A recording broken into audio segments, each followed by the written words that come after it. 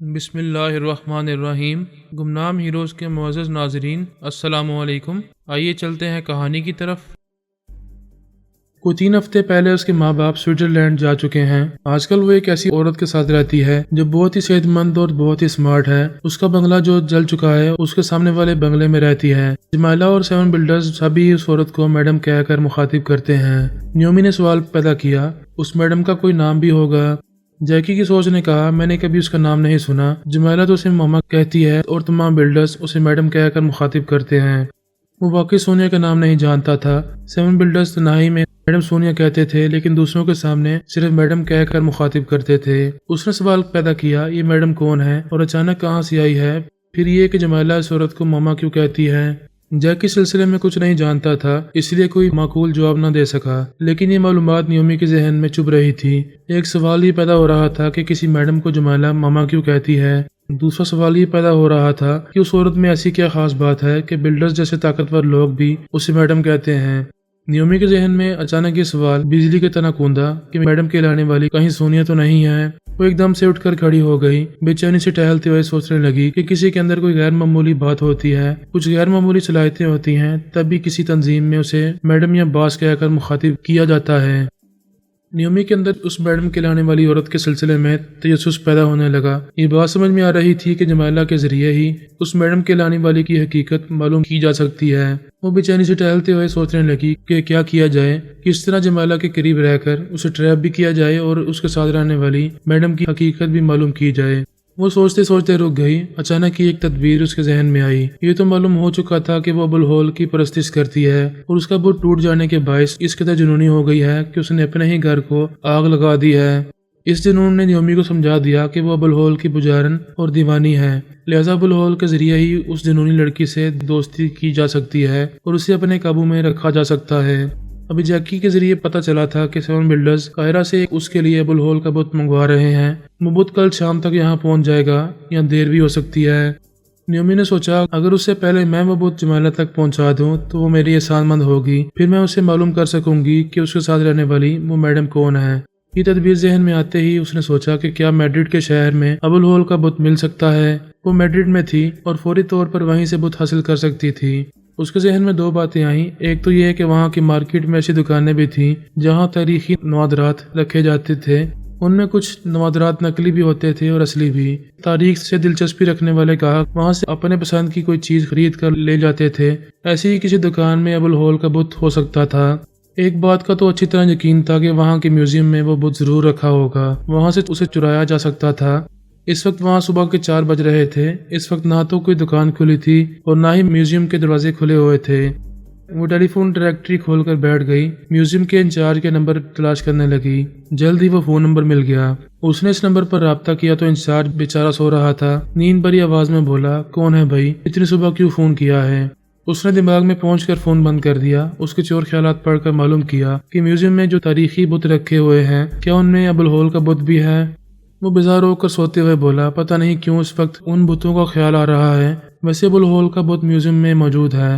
وہ سونا چاہتا تھا۔ نیومی نے خیال خانی کے ذریعے اسے فوراً ہی سلا دیا۔ بہت ہی مختصر سا تنظیمی عمل کر کے اسے اپنا تابع دار بنایا، پھر اسے حکم دیا، اس بت کے سائز کا ایک بڑا سا باکس لے کر میوزیم جاؤ اور اس بت کو باکس میں رکھ کر اسے باہر لے آؤ۔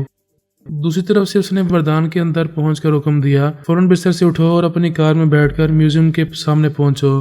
میں نے وردان پر تنویمی عمل کر کے اس کے ذہن میں یہ بات نقش کی تھی کہ وہ ارونا دیسائی نیومی کا بھی تابع دار بن کر رہے گا اور اس کے احکامات کی تعمیل کرتا رہے گا۔ جب میں اپنے مخصوص لب و لہجے میں اسے مخاطب کروں گا تو وہ پھر میرا ہی تابع دار رہے گا اور ارونا کو بھول جائے گا۔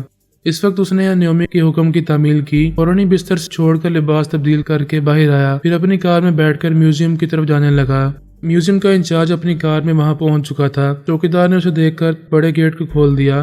وہ کار ڈرائیو کرتا ہوا میوزیم کے بیرونی دروازے تک آیا۔ وہاں کھڑے ہوئے مسلح سنتری نے اسے سلیوٹ کیا، پھر اس کے لیے دروازہ کھول دیا۔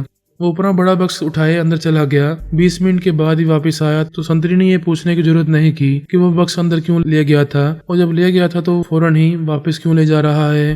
وہ اس بکس کو اپنی کار میں رکھ کر وہاں سے جانے لگا۔ بڑے گیٹ سے باہر آ کر نیومی کی مرضی کے مطابق کچھ فاصلے پر رک گیا۔ وہاں وردان اپنی کار کے پاس کھڑا ہوا تھا۔ اس انچارج نے اس بکس کو اپنی کار سے نکال کر اس کے حوالے کیا۔ وردان اسے اپنی کار میں رکھ کر وہاں سے جانے لگا۔ نیومی نے کہا اب تم یہاں سے سیدھے پرتگال کے شہر لسبن جاؤ گے، میں تمہارے دماغ میں آتی جاتی رہوں گی۔ وہ حکم کا بندہ تھا، کوئی سوال کوئی بحث کیے بغیر کار ڈرائیو کرتا ہوا پرتگال کی طرف جانے لگا۔ نیومی اس میوزیم کے انچارج کے دماغ سے نکل آئی تھی۔ وہ پریشان ہو کر ادھر ادھر دیکھ رہا تھا اور سوچ رہا تھا کہ میں تو اپنے گھر میں تھا، پھر یہاں کیسے آ گیا اور اس میوزیم کے قریب کیا کر رہا ہوں۔ وہ کبھی نہیں سمجھ سکتا تھا کہ اس کے ساتھ کیا ہو چکا ہے۔ جب بت کی چوری کا پتہ چلتا تب اس پر الزام آنے والا تھا، آئندہ وہ بیچارہ ایک بت کو چرانے کے الزام میں گرفتار ہونے والا تھا۔ نیومی پھر اس جاسوس جیکی نارمن کے اندر پہنچ گئی۔ یہ معلوم کرنے لگی کہ کیا وہ جمیلہ کا فون نمبر جانتا ہے۔ اس نے بڑی حد تک جمیلہ کے بارے میں معلومات حاصل کی تھی، پھر کسی کا فون نمبر معلوم کرنا تو ایک جاسوس کے لیے معمولی سی بات ہوتی۔ نیومی نے اس کے ذہن سے وہ نمبر معلوم کیے، پھر اپنے موبائل فون پر نمبر پنچ کرنے کے بعد اسے کان سے لگایا۔ چند سیکنڈ کے بعد ہی جمیلہ کی آواز سنائی دی، ہیلو کون؟ نیومی نے کہا تم مجھے نہیں جانتی ہو اور نہ ہی میں تمہیں پہلے جانتی تھی، ابھی میں نیند میں تھی تو میں نے ابوالہول کو خواب میں دیکھا۔ جمیلہ اس وقت ایک کسینو میں تاش کے پتوں سے بازیاں جیت رہی تھی۔ اس کے ہاتھ سے وہ پتے چھوٹ گئے، وہ فوراً ہی سیدھی ہو کر بیٹھ گئی، بڑی دلچسپی سے بولی، تم نے میرے ابوالہول کو خواب میں دیکھا؟ نیومی نے کہا ہاں، اس نے مجھے کہا ہے کہ اس کے بت کو کسی نے توڑ ڈالا ہے اور اس کی جمیلہ بہت پریشان ہے، میں کسی بھی طرح جلد سے جلد اس کے ابوالہول کو اس کے پاس پہنچا دوں۔ اس نے خوش ہو کر پوچھا کیا تم میرے ابوالہول کے بت کو میرے پاس پہنچا رہی ہو؟ اگر ایسی بات ہے تو یہاں کب تک آ رہی ہو؟ میں تمہارے سامنے نہیں آؤں گی، مجھے اس بت نے منع کیا ہے، میں اس کی کنیز ہوں، اس کے حکم پر سر جھکاتی رہتی ہوں، اس لیے مجبور ہوں، تمہارے پاس نہیں آ سکوں گی۔ لیکن ایک شخص اس بت کو لے کر یہاں سے روانہ ہو چکا ہے، وہ 5 گھنٹے کے اندر وہاں پہنچ جائے گا۔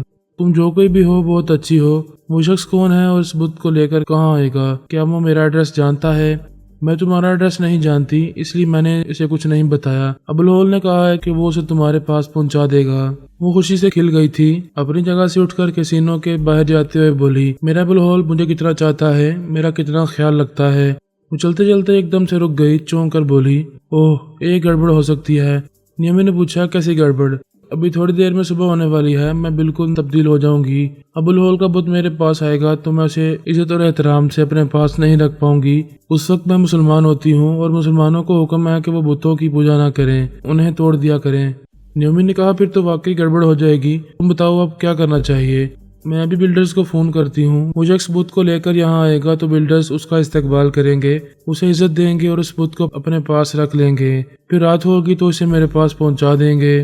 نیومی نے کہا ٹھیک ہے، وہ شخص تمہارے بلڈرز تک پہنچے گا، اس کی کار کا نمبر ذہن نشین کر کے ان بلڈرز کو بتا دو، وہ اپنی کار میں تمہارے جلے ہوئے بنگلے کے سامنے پہنچے گا، میں بھی اس کے بارے میں بلڈرز کو مطلع کروں گی۔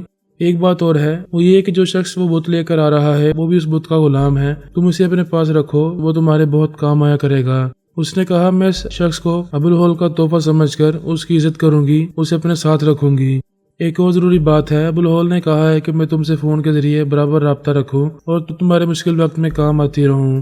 میں ہمیشہ فون کے ذریعے تمہارے رابطے میں رہوں گی، میرے فون پر تمہارا نمبر بھی آ گیا ہے، اسے میں ہمیشہ یاد رکھوں گی۔ ایک اور آخری بات رہ گئی ہے اور وہ یہ ہے کہ تم کسی سے میرا ذکر نہیں کرو گی، وہ تمہارے بلڈرز ہوں یا تمہارے ماں باپ، سب سے یہی کہو گی کہ ابوالہول کا بت لانے والے اس شخص کو تم نہیں جانتی ہو، ابوالہول نے اسے یہاں بھیجا ہے اور وہ ہمیشہ ساتھ رہا کرے گا۔ اب میں فون بند کرتی ہوں، تم بلڈر سے رابطہ کرو اور انہیں اس شخص کے بارے میں اچھی طرح سمجھا دو۔ نیومی نے فون بند کر دیا، بڑے ہی فاتحانہ انداز میں مسکرانے لگی۔ اسے اس طرح فتح مندی سے مسکرانے کا حق تھا کیونکہ وہ بڑی زبردست چال چلتی ہوئی جمیلہ کے بہت قریب ہو رہی تھی اور وردان کو اس کے پاس پہنچا کر اس کے ساتھ رہنے والی میڈم کے بارے میں بہت کچھ معلوم کر سکتی تھی۔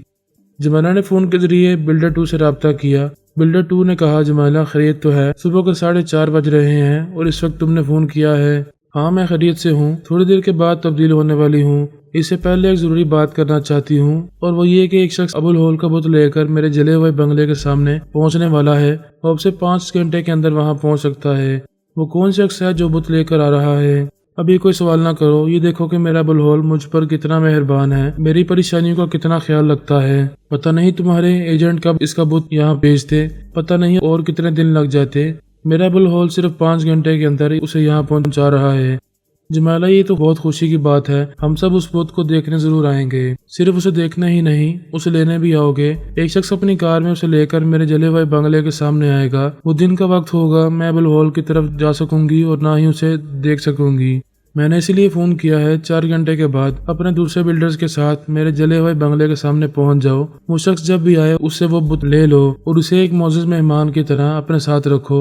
وہ ابوالہول کا غلام ہے، آئندہ میرے ساتھ رہا کرے گا۔ اب میں فون بند کر رہی ہوں، مجھے جانا ہے، میری تبدیلی کا وقت ہو رہا ہے۔ یہ کہہ کر اس نے فون بند کر دیا۔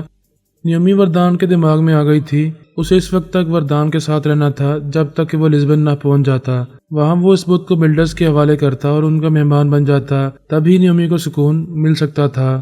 سونیا اپنے بیڈ پر گہری نیند سو رہی تھی۔ یوں بھی اسے جمالہ کے ترمیمی عمل کے مطابق 6 بجے تک نیند پوری کر کے اسے اس خوش فہمی میں مبتلا رکھنا تھا کہ اس کا عمل کامیاب ہو چکا ہے اور سونیا بدستور اس کی تابعدار بنی ہوئی ہے۔ اس کی نیند کے دوران الپا الا بی بی، کرونا اور کبریا آتے جاتے رہے تھے اور اس کی نگرانی کرتے رہے تھے۔ وہ صبح 6 بجے بیدار ہو گئی، بستر پر اٹھ کر بیٹھ گئی۔ جمائلہ اذان کے بعد تبدیل ہو کر وہاں واپس آ گئی تھی۔ سونیا نے باتھ روم کی طرف دیکھا، وہاں سے شاور کی آواز آ رہی تھی۔ جمائلہ غسل میں مصروف تھی۔ سونیا دوسرے کمرے کے باتھ روم میں چلی گئی۔ جب وہ دونوں غسل سے فارغ ہو کر کچن میں آئی تو جمائلہ کے بدن پر پورا لباس تھا۔ وہ بہت سیدھی سادی اور معصوم سی لگ رہی تھی۔ سونیا نے کچن میں ناشتہ تیار کرتے ہوئے پوچھا، ناشتہ کرنے کے بعد کیا ارادہ ہے؟ وہ بولی، مما میں بہت تھک گئی ہوں، بس ایک ٹوسٹ کھاؤں گی، چائے پیوں گی اور سو جاؤں گی۔ سونیا نے کہا، پتہ نہیں تم تمام رات کہاں بھٹکتی رہتی ہو، بہتر ہے کہ سو جاؤ۔ آپ ناشتہ کرنے کے بعد ان بلڈرز کے پاس جائیں گی، ہو سکتا ہے انہیں آپ کی ضرورت ہو۔ اس نے بڑی تابعداری سے کہا، میں تو تمہاری ہر بات مانتی ہوں، تم کہہ رہی ہو تو بس ناشتہ کرتے ہی چلی جاؤں گی۔ جمائلہ خوش ہو گئی۔ اگرچہ وہ دن کے وقت ایک بیٹی کی طرح اسے ماں سمجھتی تھی، اس کی عزت کرتی تھی، لیکن دماغ میں یہ خیال بھی رہتا تھا کہ شام کے بعد تبدیل ہونا ہے اور اپنے عمل کے مطابق سونیا کو استعمال کرنا ہے۔ جمائلہ ناشتے کے بعد ایک بیڈ روم میں سونے کے لیے چلی گئی۔ سونیا بلڈرز کے پاس جانے کی تیاری کرنے لگی۔ اسی وقت ایک بلڈر نے فون پر کہا، میڈم ابھی آپ 10 بجے تک اپنے بنگلے میں ہی رہیں گی۔ ایک شخص اپنی کار میں اس جلے ہوئے بنگلے کے سامنے آنے والا ہے۔ وہ اپنے ساتھ ابوالہول کا بت لا رہا ہے۔ ہمیں وہ بت اس سے وصول کرنا ہے اور اس شخص کو ایک معزز مہمان کی طرح اپنے ساتھ رکھنا ہے۔ سونیا نے حیرانی سے پوچھا، اتنی جلدی یہ بت کہاں سے مل گیا؟ اسے کون لا رہا ہے؟ یہی سوال ہم نے جمائلہ سے کیا تھا، اس نے کہا تھا کہ بعد میں جواب دے گی۔ اس کے پاس وقت نہیں تھا کیونکہ وہ تھوڑی دیر کے بعد تبدیل ہونے والی تھی۔ ایسے میں وہ خود اس بت کو وصول نہیں کر سکتی تھی، نہ ہی اسے دیکھنا چاہتی تھی، اس لیے یہ ڈیوٹی ہمیں انجام دینی ہوگی۔ اس بت کے آنے سے ہماری پریشانیاں دور ہو رہی ہیں۔ کل تو وہ بہت ہی جنونی ہو گئی تھی، ہم سب نے اسے بڑی مشکلوں سے سنبھالا ہے۔ سونیا نے کہا، آپ لوگ تو قاہرہ سے اس کا بت منگوانے والے تھے، تعجب ہے کہ یہ اتنی جلدی کہاں سے آ رہا ہے؟ جمالہ نے صرف اتنا ہی کہا ہے کہ ابوالہول اس پر بہت مہربان ہے، اس کی پریشانیوں کو سمجھتا ہے، اس لیے اپنا بت خود اس کے پاس بھیج رہا ہے اور جو شخص اسے لا رہا ہے وہ اس بت کا غلام ہے۔ سونیا کی عقل یہ تسلیم نہیں کر سکتی تھی کہ ابوالہول خود اپنا بت جمالہ کے پاس بھیج رہا ہے، لیکن اس نے خاموشی سے یہ بات تسلیم کر لی کیونکہ وہ ان سب کی تابعدار بنی ہوئی تھی۔ ایسے وقت الپا نے آ کر پوچھا، مما آپ کیسی ہیں؟ اس نے مسکرا کر کہا، تمہاری جیسی بیٹیاں ہوں تو میں اور کیسی ہو سکتی ہوں؟ مجھ پر کہیں سے کوئی آنچ نہیں آ سکتی۔ تم سب میرے سونے کے دوران میں باری باری آتے رہے اور میری خیریت معلوم کرتے رہے۔ ہمارے آنے کی وجہ سے آپ کی نیند ٹوٹ جایا کرتی تھی۔ ہاں، تھوڑی دیر کے لیے میں ڈسٹرب ہوتی تھی، پھر مطمئن ہو کر سو جاتی تھی۔ رونا، الا بی بی اور کبریا یکے بعد دیگرے سونیا کے پاس آنے لگے، اس کی خیریت معلوم کرنے لگے۔ وہ اپنوں کی محبتیں پا کر خوش ہو رہی تھی۔ کبریا نے کہا، مما کل رات جمائلہ بہت زیادہ جنونی ہو گئی تھی، اب اس کا کیا حال ہے؟ وہ دن کی روشنی میں تو بالکل ہی بدل جاتی ہے، ابھی بڑے آرام اور سکون سے سو رہی ہے۔ پھر اس نے کرونا سے کہا، تم بہت عرصے سے اور بہت قریب سے جمائلہ کو دیکھتی آ رہی ہو اور اس کے تمام حالات سے اچھی طرح واقف ہو۔ کیا ایسے کبھی ہوا ہے کہ ابوالہول نے اس کے لیے کوئی تحفہ یا کوئی چیز بھیجی ہو؟ کرونا نے کہا، نہیں، ایسا پہلے کبھی نہیں ہوا۔ رات کے وقت وہ جب بھی اس کی پرستش کرتی ہے، کچھ مانگتی ہے تو اسے پراسرار قوتیں حاصل ہوتی رہتی ہیں، لیکن کبھی کوئی چیز ابوالہول کے پاس سے نہیں آئی۔ سونیا نے کہا، پہلے تو میں یہ بات ہی نہیں مانتی کہ اس کو پراسرار قوتیں اس بت کی طرف سے ملتی ہیں۔ پتہ نہیں کیوں وہ بچپن سے ہی اس مٹی کے بت سے متاثر ہو گئی ہے۔ اس کا دن کو پازیٹیو ہونا اور رات کو نیگیٹو ہو جانا قدرت کا ایسا انوکھا تماشا ہے جسے انسانی عقل سمجھنے سے قاصر ہے۔ وہ ایک ذرا چپ ہونے کے بعد بولی، آج ایک نئی بات سامنے آئی ہے اور وہ یہ کہ ابوالہول اپنا بت خود اس کے پاس بھیج رہا ہے اور وہ بت ابھی 10 بجے تک یہاں پہنچنے والا ہے۔ کرونا نے پوچھا، کیا جمالہ نے یہ بتایا ہے کہ ابوالہول خود اپنا بت اس کے پاس بھیج رہا ہے؟ ہاں، اس نے یہی کہا ہے، لیکن مجھے یقین نہیں آ رہا۔ واقعی یہ کوئی یقین کرنے والی بات نہیں ہے، آج تک کبھی ایسا نہیں ہوا۔ ابوالہول نے کبھی ایک تنکا بھی اس کے پاس نہیں بھیجا۔ اسے جو پراسرار قوت حاصل ہوتی ہے تو وہ ہماری سمجھ سے باہر ہوتی ہے۔ اس نے اس بت کو خود سے منسوب کر رکھا ہے، اس لیے ہم مان لیتے ہیں کہ یہ سب کچھ اسے اسی بت سے ملتا ہے۔ سونیا نے کہا جمالہ نے بلڈرز کو بھی یہ کہا ہے کہ جو شخص اس بت کو لا رہا ہے وہ اس بت کا ہی غلام ہے اور وہ یہاں معزز مہمان کی طرح رہے گا۔ میں بے چینی سے انتظار کر رہی ہوں، یہ دیکھنا ہے کہ آخر ابوالہول کا وہ غلام کون ہے۔ حالا بی بی اور کبریا یہ کہہ کر چلے گئے کہ وہ 10 بجے کے بعد آ کر اس شخص کے بارے میں معلوم کریں گے۔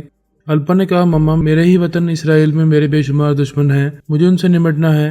انہوں نے ایک امریکی ٹیلی پیتھی جاننے والے کو میرے مقابل بلایا ہے۔ پاپا میرا ساتھ دے رہے ہیں، پھر بھی میں چاہتی ہوں کہ پاپا کو زحمت نہ دوں اور تنہا ہی ان سب سے نمٹ لوں۔ بے شک تمہیں خود اعتمادی سے اپنے دشمنوں کے مقابلے میں ڈٹ کر رہنا چاہیے، تم جاؤ اپنی جگہ مصروف رہو۔ الپا نے کہا میں نے یہاں سے بیرونی ممالک جانے والے تمام جہازوں میں آپ کے لیے ایک سیٹ ریزرو کرا دی ہے، آپ اپنا پاسپورٹ ہر وقت اپنے پاس رکھیں۔ زمانہ بہت خطرناک ہے، کسی دن کسی وقت بھی اسے یہ معلوم ہو سکتا ہے کہ آپ پر اس کا تنظیمی عمل ناکام ہو رہا ہے اور آپ اسے دھوکہ دے رہی ہیں، پھر وہ آپ کی جانی دشمن بن جائے گی۔ ایسے وقت تو آپ کو یہاں سے کسی دوسرے ملک جانا ہی ہوگا۔ وہ مسکرا کر بولی تم سب کو میری بہت فکر ہے اور یہ دیکھ کر مجھے بہت خوشی ہوتی ہے، اور الپا تمہیں تو کچھ زیادہ ہی میری فکر ہے، میں تم سے بہت خوش ہوں، جاؤ اپنا کام کرو۔ الپا چلی گئی۔ کرونا نے کہا ماما یہ کیسا عجیب اتفاق ہے کہ الپا جیسی کٹر یہودی آپ کی بیٹی بن گئی ہے۔ سونیا نے کہا تمہارے پاپا نے اسے اتنی محبتیں دی ہیں، اس کے اندر اتنا اعتماد پیدا کیا ہے کہ وہ سچ مچ ہماری بیٹی بن گئی ہے۔ کرونا نے کہا آپ کو شاید معلوم نہیں ہے میں بھی یہودی ہوں، یہ کیسا اتفاق ہے کہ 2 یہودی ٹیلی پیتھی جاننے والیاں آپ کی بیٹیاں بن گئی ہیں۔ میں بھی الپا کی طرح آپ کی اور پاپا کی محبتیں اور سب کا اعتماد حاصل کرتی رہوں گی، خدا کرے ایسا ہی ہو۔ میں تم سے یہ کہنا تو بھول ہی گئی کہ 7 بلڈرز کی تنظیم سے تعلق رکھنے والا جاسوس ماؤس مار کر اس تہہ خانے کے ریکارڈ روم میں گیا ہے۔ کرونا نے پوچھا کیا انہیں کسی طرح کا شبہ ہوا ہے؟ ہاں وہ کہہ رہے تھے کہ تم یہاں سے جاتے وقت ان کے کئی راز چرا کر لے گئی ہو۔ میں سوچ رہی ہوں کہ کہیں ماؤس مار کر کوئی یہ معلوم نہ ہو جائے کہ کبھی میں اس ریکارڈ روم میں گئی تھی۔ آپ اطمینان رکھیں اسے کبھی معلوم نہیں ہوگا۔ کیا ماؤس مار کر یوگا کا ماہر ہے؟ کیا تم اس کے دماغ میں نہیں جا سکتی؟ اگرچہ وہ اچھا خاصا صحت مند ہے اور خیال خانی کی لہروں کو محسوس کر کے سانس روک سکتا ہے، لیکن رات کو شراب پینے کا عادی ہے، اس لیے اس وقت اس کا ذہن حساس نہیں ہوگا۔ میں کسی وقت بھی اس کے اندر جا سکتی ہوں۔ تو پھر جا کر معلوم کرو کہ اس نے ریکارڈ روم میں جا کر کیا معلومات حاصل کی ہیں۔ میں ابھی معلوم کرتی ہوں۔ وہ خیال خانی کی پرواز کرتی ہوئی ماؤس مرکر کے دماغ میں پہنچ گئی، لیکن دیر سے پہنچی۔ وہ 7 بلڈرز کو اپنی پوری رپورٹ پیش کر چکا تھا، اس وقت ان کے پاس بیٹھا ہوا کہہ رہا تھا میں نے یہ رپورٹ لکھ دی ہے اور اس کی تفصیل بھی موجود ہے کہ کرونا یہاں سے کون کون سے راز چرا کر لے گئی ہے۔ ایک بلڈر نے کہا ہاں ہم نے یہ رپورٹ پڑھی ہے، لیکن اس کا یہ حصہ پڑھ کر حیرانی ہو رہی ہے کہ کرونا نے اس الماری کو بھی کھولا تھا جس میں فراد علی تیمور کی فیملی کے تمام ریکارڈز موجود ہیں۔ بلڈر 2 نے کہا یہ بات سمجھ میں نہیں آ رہی کہ کرونا نے وہاں کیا تلاش کیا ہوگا جبکہ وہ وہاں سے کوئی چیز نہیں لے گئی ہے، تمام ریکارڈز جوں کے توں موجود ہیں۔ ماؤس مرکر نے کہا ہاں موجود تو ہے، لیکن جس ترتیب سے وہ ریکارڈ رکھے گئے تھے وہ ترتیب بدل چکی ہے، چیزیں ادھر سے ادھر ہو چکی ہیں۔ بلڈر 6 نے کہا سوال یہ پیدا ہوتا ہے کہ کرونا اس تہہ خانے میں کیسے پہنچی؟ ایک تو وہاں حفاظتی انتظامات کے طور پر الیکٹرانک آلات لگائے گئے تھے، پھر ہمارے بلڈر 1 کا ملازم اور باڈی گارڈ دن رات وہاں موجود رہتا تھا، پھر کرونا وہاں کیسے پہنچ گئی؟ ٹیلی پیتھی جاننے والوں کے لیے یہ کوئی مشکل کام نہیں ہے۔ اس نے بلڈر 1 کے ملازم اور باڈی گارڈ کو اعصابی کمزوری میں مبتلا کر کے اپنا تابعدار بنایا ہوگا، انہیں اپنے زیر اثر لانے کے بعد وہاں کے حفاظتی انتظامات کو ناکارہ بنا دیا ہوگا، اس طرح اس کے لیے آسانی ہو گئی ہوگی۔ بلڈر 5 نے ماؤس مرکر کی رپورٹ پر ایک نظر ڈالتے ہوئے کہا تم نے یہاں لکھا ہے کہ ریکارڈ روم کے رجسٹر کے مطابق سونیا کی ویڈیو فلم 3 نمبر کے خانے میں رکھی ہوئی تھی، لیکن جب تم نے الماری کو کھول کر دیکھا تو وہ ویڈیو فلم خانے سے باہر رکھی ہوئی تھی۔ ہمیں اس سوال کا جواب معلوم کرنا ہوگا کہ وہ ویڈیو فلم اس الماری سے باہر کیسے آ گئی۔ بلڈر 4 نے کہا ہاں کئی طرح کے سوالات پیدا ہوتے ہیں، کیا کرونا نے وہ ویڈیو فلم وہاں دیکھی تھی؟ پھر سوال پیدا ہوتا ہے کہ کیوں دیکھی تھی؟ وہ سونیا کی ویڈیو فلم سے کیا حاصل کرنا چاہتی تھی؟ کیا وہ اس فلم کی دوسری کاپی بنا کر لے گئی ہے؟ بلڈر 2 نے کہا وہ اس ویڈیو فلم کی کاپی بنا کر کیوں لے جائے گی جبکہ دنیا کے تمام بڑے ممالک کے ریکارڈ رومز میں وہ ویڈیو فلم موجود ہے۔ ماؤس مرکر نے کہا یہ خیال یہ بھی پیدا ہوتا ہے کہ کرونا اس فلم کی کاپی لے کر اس لیے گئی ہے کہ سونیا کو کبھی دکھا سکے اور اسے بتا سکے کہ اس کی اصلیت کیا ہے اور یہاں اسے کس طرح دھوکہ دیا جا رہا ہے۔ ماؤس کی یہ بات سن کر سبھی چونک گئے، سوچتی ہوئی نظروں سے اسے دیکھنے لگے۔ پھر بلڈر 2 نے کہا ہمیں میڈم سونیا کے بنگلے کی تلاشی لینی چاہیے، ہو سکتا ہے کرونا نے کسی کو علاقار بنا کر وہ ویڈیو فلم سونیا کے پاس پہنچا دی ہو اور سونیا وہ فلم دیکھ کر اپنی حقیقت معلوم کر چکی ہو۔ تمام بلڈرز اپنے اپنے طور پر کہنے لگے کہ ایسی کوئی بات نہیں ہے۔ اگر سونیا کو اپنی اصلیت معلوم ہو جاتی تو وہ فوراً ہی یہاں سے زنجیریں توڑ کر فرحات کے پاس پہنچ جاتی۔ دوسرے بلڈر نے کہا جمالہ نے بڑی کامیابی سے اسے اپنی معمولہ اور تابعدار بنایا ہے۔ ایک اور بلڈر نے کہا کرونا اتنی اجلت میں یہاں سے فرار ہوئی تھی کہ اسے وہ ویڈیو فلم سونیا کے حوالے کرنے کا موقع نہیں ملا ہوگا۔ ایک اور بلڈر نے کہا ہمیں یقین ہے کہ سونیا نے وہ ویڈیو فلم نہیں دیکھی، پھر بھی احتیاطاً ہم اس کے بنگلے کی تلاشی لیں گے۔